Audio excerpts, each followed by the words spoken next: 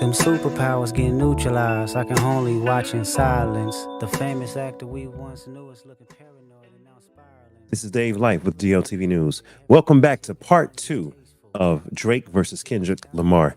And like as we said earlier in part one, Drake and Kendrick have been going at it for a few weeks now, actually for a few years, but it really got picked up when Drake and J. Cole came out with First Person Shooter back in October of 2023. Kendrick responded with Like That verse in March of 2022, where he said, MF the Big Three, it's just Big Me.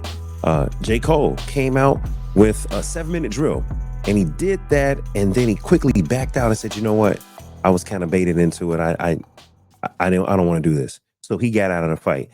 All right, you guys, now we got to get into another mammoth of a song. Right, on Tuesday, April 30th, Kendrick Lamar dropped Euphoria. This ain't been about critics, not about gimmicks, not about who the greatest. It's always been about love and hate. Now let me say I'm the biggest hater. I hate the way that you walk, the way that you talk. I hate the way that you dress. I hate the way that you sneak this. If I catch flight, it's gonna be direct. We hate the bitches you fuck, cause they confuse themselves with real women. Then notice I said we, it's not just me, I'm what the culture feeling. How many more fairy tale stories about your life till we had enough? How many more black features till you finally feel that you're black enough? I like Drake with the melodies. I don't like Drake when he act tough. You gon' make Now, Euphoria is also, a lot of people don't know this, but it's the title of a TV show that Drake produced. And in this TV show, it was about high school students that were trying to find themselves. And in this TV show, one of the young students got involved with an older person. So some people allege that Kendrick named it Euphoria as a way to sneak diss Drake by saying subliminally, hey, I know you mess with young children. I know you like when young people are into you. All right. So he was kind of alluding to that. Kendrick claims that he makes electrifying music while Drake makes pacifying music. Kendrick basically threatens Drake, and he claims that Drake likes women who are confused as men. All right. Leave that where that's at. He claims that Drake doesn't want Kendrick to really go in the bag. Kendrick is like, yo, man, don't play. And you just alluded to that one, Uncle Dolomite. And then Kendrick also claims that Drake sees himself feminine, and he kind of pops it open similar to a sexy red. So he made a lot of claims about Drake's masculinity and about Drake being lame and Drake possibly being interested in minors. There was a lot that was said here. How did y'all feel about Euphoria, the way the beat came in, the way the beat changed?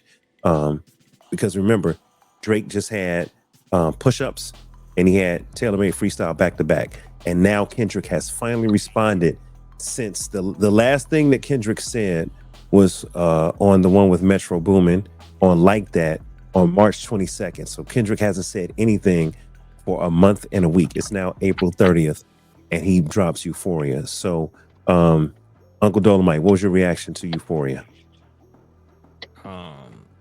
I feel like that was like the first haymaker that really started what really made this a classic battle, honestly.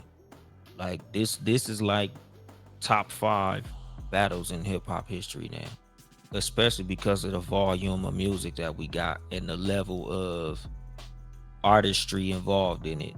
The fact that these dudes dropped some classic diss songs.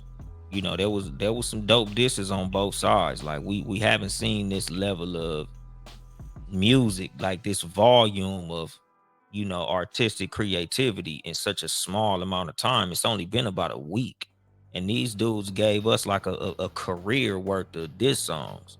Yeah. But Euphoria in itself was literally like him throwing down the gauntlet, like, I'm better than you. You's a nasty man.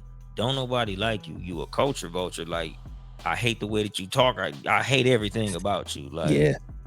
You know, he went crazy on this song. Like he could have stopped at this song and he still would have been considered winning the battle just off this song alone. Like he could have won it with this one. Okay. Jasmine, what was your take on Euphoria? It was very direct. It was memorable. Again, I had to, well, not again, but with this one, I definitely played it more than once. I probably played it 3 times. And then over the course of the past few days, in addition to the others, I've played them over and over again because they're so they were catchy. He had those lines like Dolomite said, I'll be the hater. I'll be the biggest hater. He owned it. I hate the way that you walk. I hate the way that you talk. I hate the way that you dress. It was a punch. It was a punch to the gut. It got it started. And unfortunately, it didn't really start much with Drake. It didn't really level him up, but you know, it made that point. It put when that he ended it, well, we don't want to hear you say the N-word no more. That was like the icing on the cake. Done. Yeah. I feel like he said, all right, you want to go low, we can go low. But even then, he still kept it. We know where he went with Meet the Grams, you know, but he really hit him with some blows. So I have a question. Push-Ups came out first, so I'll put Push-Ups next to Euphoria. Which track won, Push-Ups or Euphoria? Euphoria. Landslide. Really? Mm-hmm. That was a knock. That was, in the terms of boxing, he got a knockdown in that round. That was a 10-8 round. Okay.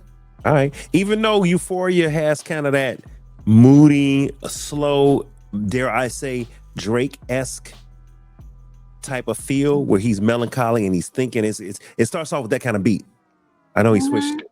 Yeah, he killed that Teddy Pendergrass beat. Yeah.